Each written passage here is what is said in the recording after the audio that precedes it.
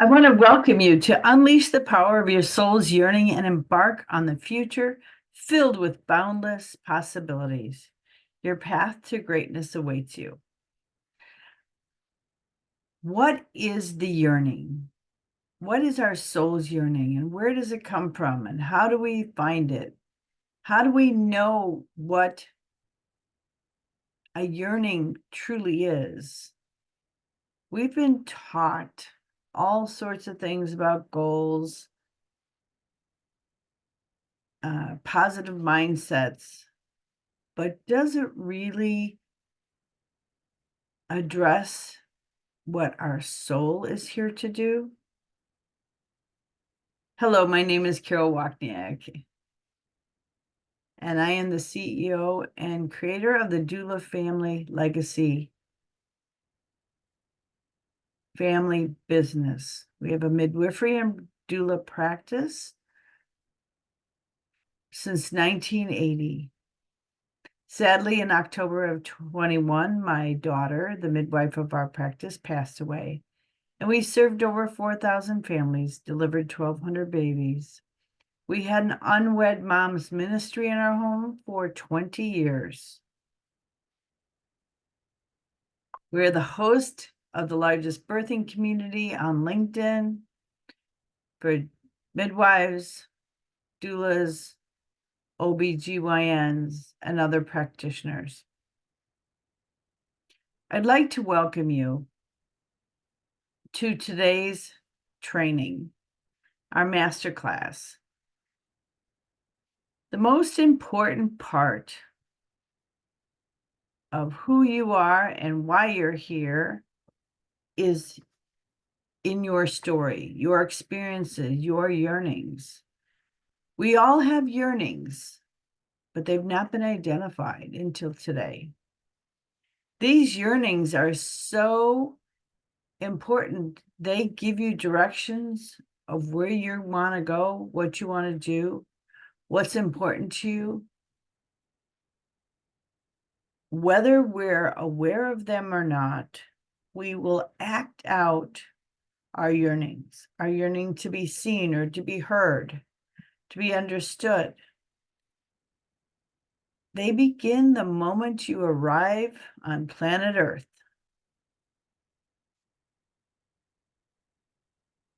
So I'm going to share my story. This is me at 8 years old. I look pretty happy. I'm doing my homework. It becomes the last day of school. It's a beautiful June breezy day. The weather is nice. And we start to get our report cards. So one student after another is called to the front of the class. And we clap and we celebrate each person as they get their report card and they're transitioning from 3rd grade to 4th grade. The teacher called me up. I was in the last of the line because my last name started with an R. And this time she asked me to stand up in front of the classroom and to face them. And as I did, I saw their smiles turn to concern and frowns. I got this chill up the back of my spine. And I looked at my fellow students and they were kind of physically frozen in place. I looked up slightly at my teacher, Miss Cherry, and I see her angry face and then her very pointy finger. And as she points her fingers at the children, she bellows out, "You are never to talk to Carol again. She has no business being here. She's to leave the building immediately." I felt the rush of redness and blood running up to my face. I was confused. I didn't understand what was going on. Her sternness and her whole posture sent shivers down my spine as I hung my head and I walked to my desk and beyond, out the back door and out the back side door of the school. The parking lot was empty. There was no one out there. There weren't any adults or other fellow children. And I started to go home. There was 2 places where there should have been adult crossing guards, and there were none. They were the busy streets. And I lived a mile away. And upon arriving home, my mother knew something was desperately wrong. And I told her what had happened, and she was livid. I went to my room to console myself, and my world completely changed. At that moment, I knew I wasn't loved, wanted, or valued, that I had been shamed and shunned publicly, that it was time for me to isolate, because the fellow students have all been told they can't talk to me ever again. So my world just came crashing down, and I cried. My mother is the one who decided that that school and that teacher was not the place for me to be attending. It was a public school, and this teacher had decided on her own to be very cruel. There was no point to that. So when the next school year began, just before that, my mother took me to different schools. They were private schools, one in Downers Grove and one in Evanston, and had me tested. Of course, my self-confidence was at the bottom of all bottoms. I didn't think I could pass any entrance exam, especially for a private school. And I was shocked to find out that I had passed the exams for both schools. And I thought, well, what was different? How come I could pass the test for those schools and I was kicked out of my own? Well, lo and behold, my mother and father decided for me to go up to Evanston. My father, the 4th largest contractor in Chicago, was building a school, the science building at the Northwestern University, which was just a few blocks down from the elementary feeder school that I was going to. And my mother would drive me back and forth along with my little brother every day. So it was like a 35-minute to 40-minute drive one way. And my mother became a volunteer at a local adoption agency. And what her role was to pick up the newborn babies at the hospital and then bring them over to our home. And my mother would care for them for a few days until the nurse would come to pick them up for their forever home. Each of these babies, my mother just loved. She loved them. She just poured all over them.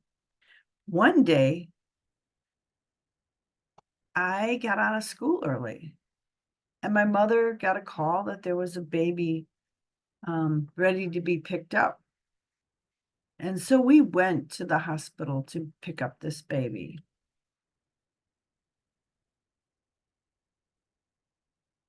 When this baby was being brought out of the nursery, there was a nurse who was treating it very, very abruptly. Her whole demeanor was anger, and she was being very aggressive with this baby. He had a piece of tape on his back with a number on it, and she ripped it off. And when she did, the baby started to bleed and screamed with pain. My mother was livid. She ripped the nurse up one side of the table to the other. She talked to her supervisors. She cared for this baby. She grabbed the baby.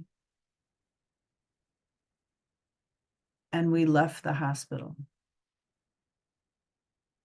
When do we learn that we are loved, wanted, and valued? The moment of our birth. This mother would have never given up her baby if she had known that that was the way he was going to be treated within the first few hours of his birth.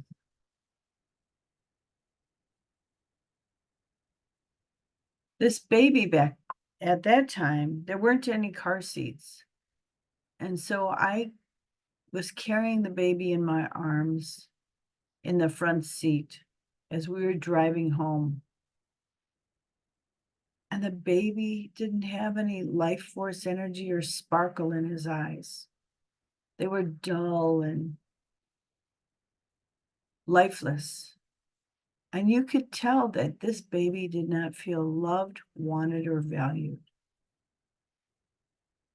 That resonated with me from my own experience from the class that I just left, my third grade teacher, and the way in which I was treated. And here this little one, not even 24 hours old, was experiencing that same kind of rejection. I thought to myself in my little mind, at some point, I'm going to do something. I don't know what, I don't know where, I don't know how. But the baby was never the problem. It's what people thought about the baby.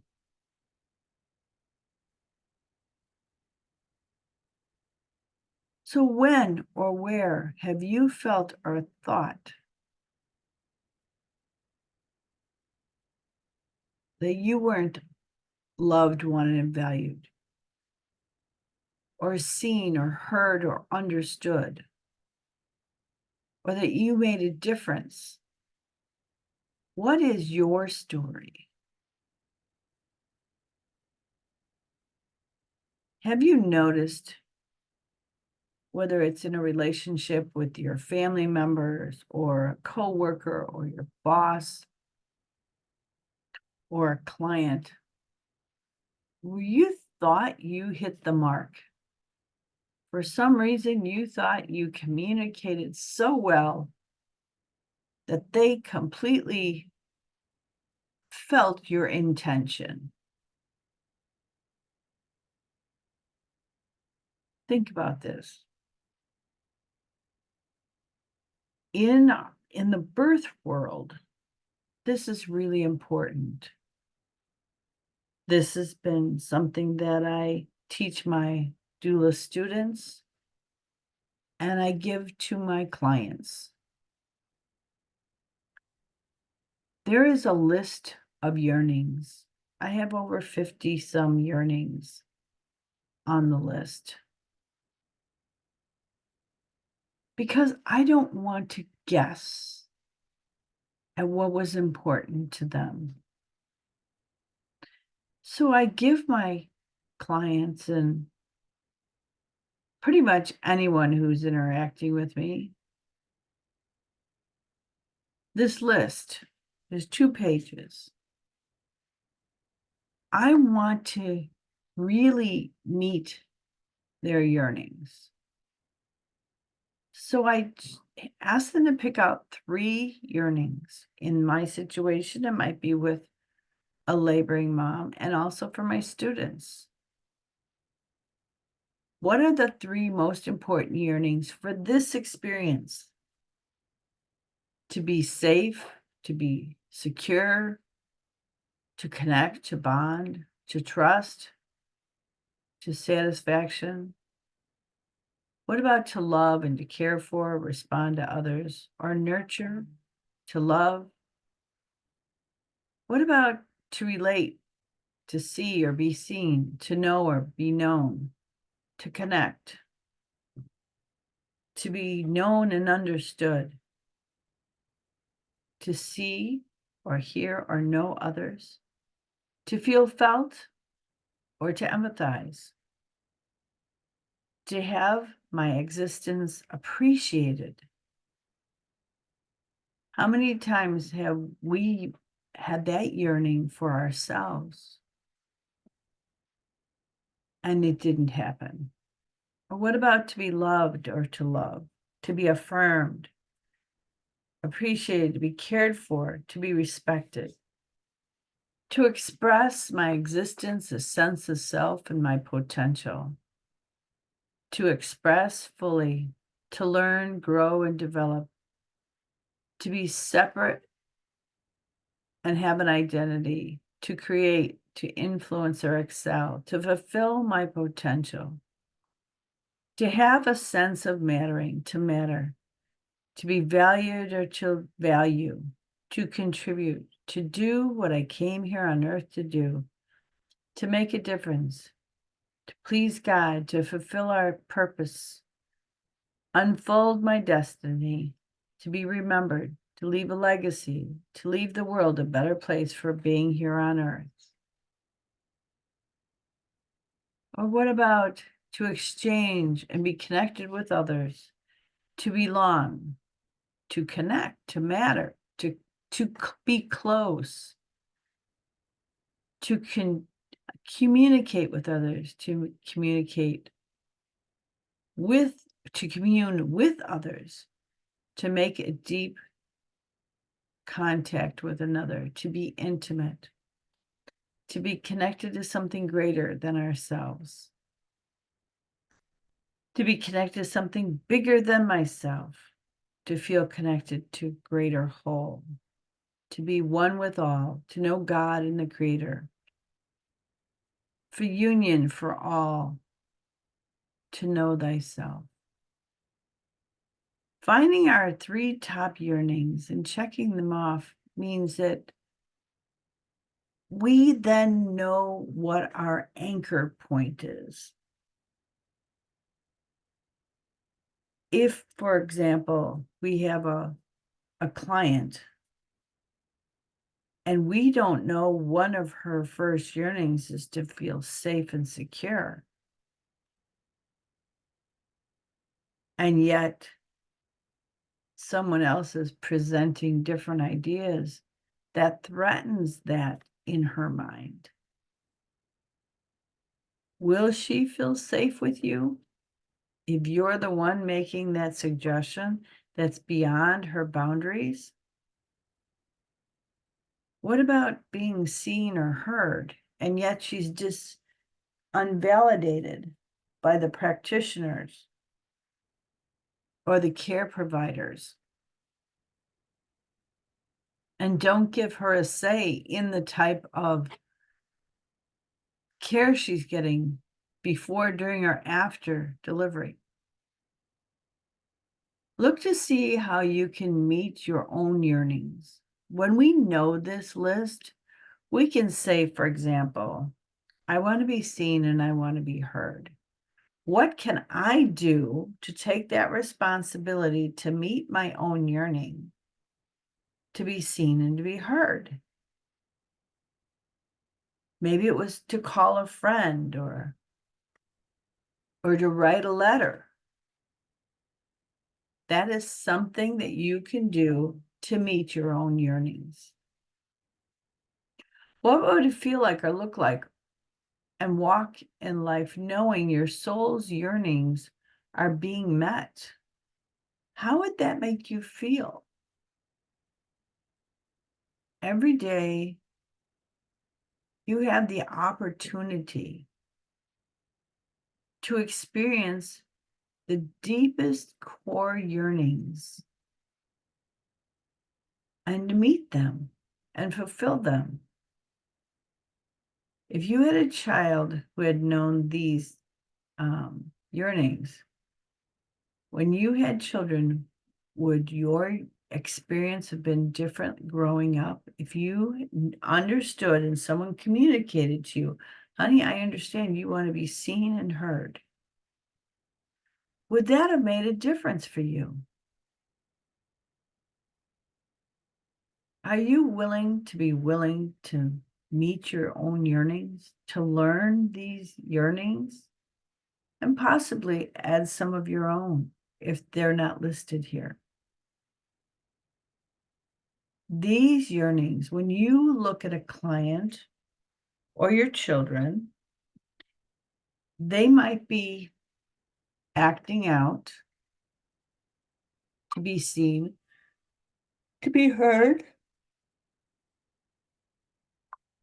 to be understood. How would a 2-year-old act that out? Sometimes, how will an adult act that out? How would they act out the desire, the yearning to matter, to be connected to something bigger than themselves? What actions would that yearning show up with? One of the things with having an unwed mom's ministry in our home for over all those years, the biggest button that gets hit for unwed mothers is that their yearning to be loved, wanted, and valued gets hit. It's such a subliminal and subconscious experience. That yearning is so deep to the core of us. When that yearning gets hit, they feel safe enough to be vulnerable. And lo and behold, they're surprised when they find out that they're expecting. In our home, we've had multiple unwed moms come. But the first one, when I became a certified childbirth educator and doula, the very first mom that showed up at my class, she was a nursing student. She was working full time, and she got pregnant. Wasn't intending to get pregnant, but she got pregnant. And it turned out that her mom kicked her out. And the dad turned out to be married, and she didn't know that. So here she was, homeless, shamed, rejected, and no place to go. So we opened up our home, and we opened up our doors, and we gave her one of the bedrooms, and she lived with us. It was the last day of school for the Christmas break, and she went into labor that day. So we started doing labor management here at the house, but it soon became apparent that there was a malpresentation and she needed to be transferred for a C-section. So she had her C-section. She came home 3 days later, but 10 days after baby, she was going back to school and back to work. She did not want to lose her scholarship, nor could she afford to lose her job at the nursing home where she was working. So here she was, a single mom with a newborn, post C-section.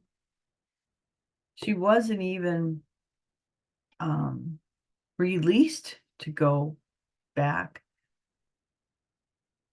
But in her mind, she had to go back. So we ended up taking care of this newborn baby girl on top of everything else. Well, that young lady now is in her 40s.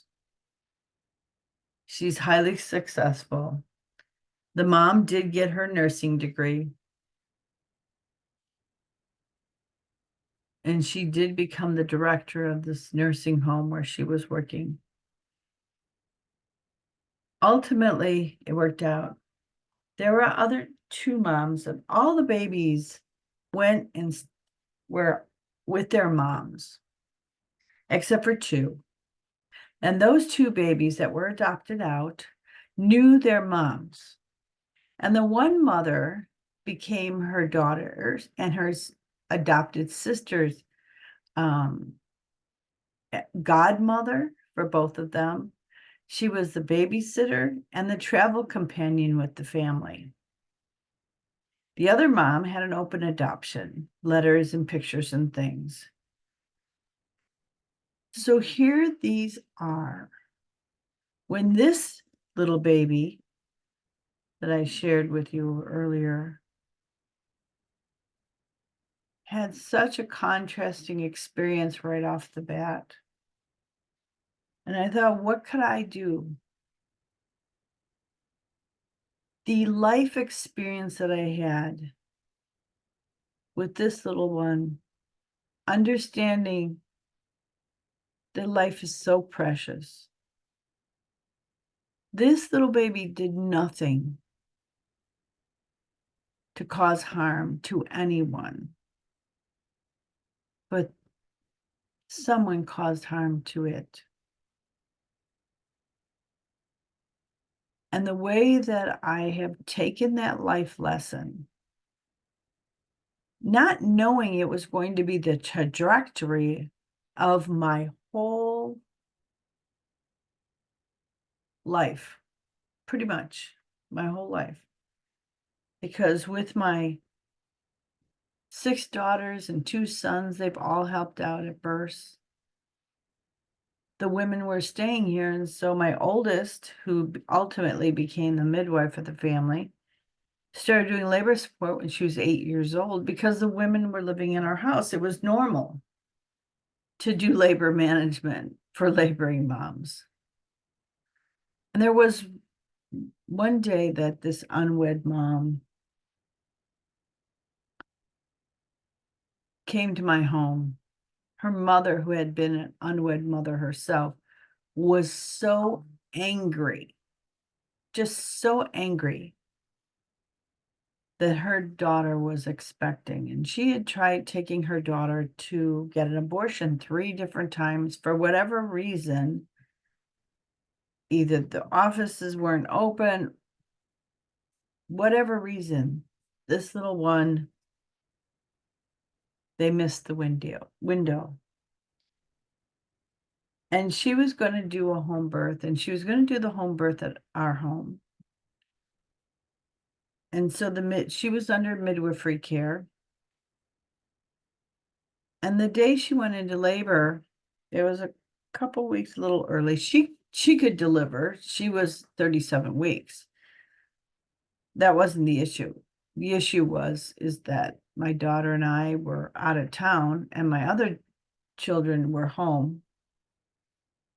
And this young lady went into labor and she kept telling her family, I've got to get to Carol's. I've got to get to Carol's. Well, they didn't believe her. And they were frustrated and they were angry. Eventually, they did bring her over to our home. And my 2 daughters were home. One who had just had a baby 6 months earlier and my 14-year-old. So they put her in the shower and she was having contractions in there. And then she's sitting on the toilet and she goes, "Do you feel pushy?" And she goes, "No, I don't feel pushy." So at the time, my son-in-law was filling up the tub in the front kitchen area. We had a birthing tub and they were filling that up and they had called the midwife And she had stopped along to check on another patient because she didn't think that this laboring teen was going as quickly as she thought. Lo and behold, they got her into the tub. My daughters got her into the tub, and my younger one took the front end, and my other daughter took the back end. Needless to say, they delivered that baby successfully. But while they were doing that, the grandmother-to-be was in the kitchen praying silently that the baby would be born dead because she was so angry that her daughter was going to be a single mom. And of course, that didn't happen. My daughters got her out of the tub, got her up on the bed. The placenta delivered. The baby was nursing when the midwife walked in. This doesn't happen normally this way. It just happened to work out this way. When the grandmother was driving home, there was a puppy. It was January. There was a puppy on the Eisenhower that was coated with ice. And I remember the grandmother calling me up, sobbing and sobbing. And she said, I felt like God was talking to me, that he said, you had more compassion for this puppy than you did your own grandchild. It just broke her spirit. It broke her heart. It softened her heart. She didn't realize what her hardened heart and anger had actually done and how much damage that she had done. Well, lo and behold, here we are years later, that little grandbaby became the apple of her eye. She sent me her graduation pictures. She's a very successful young lady. It's amazing when we really have an opportunity to know that you're loved, wanted, and valued, that you're seen and heard. And we meet those yearnings. We identify those yearnings. We can see each other differently. Do you know the true yearnings of the relationships that you have, or those with your family, or your spouse, or your coworkers? Maybe your employer. Maybe if you were trying to work a sales transaction and it didn't happen because you were focused on one thing when the client is focused on another.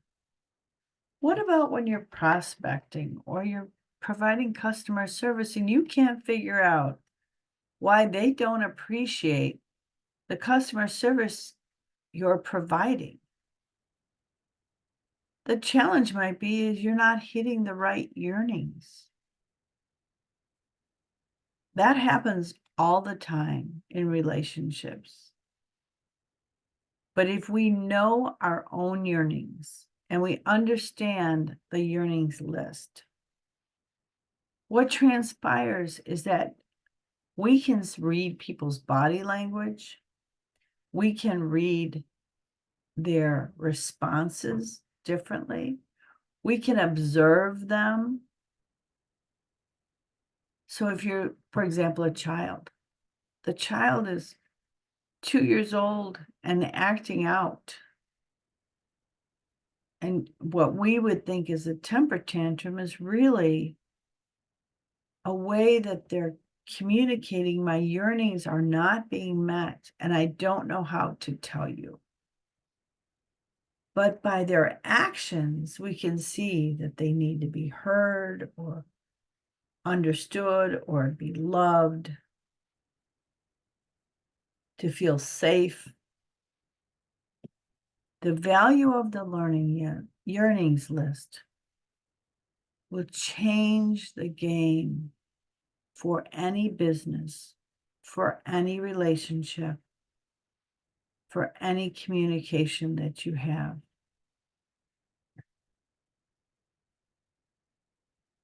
Think about your story.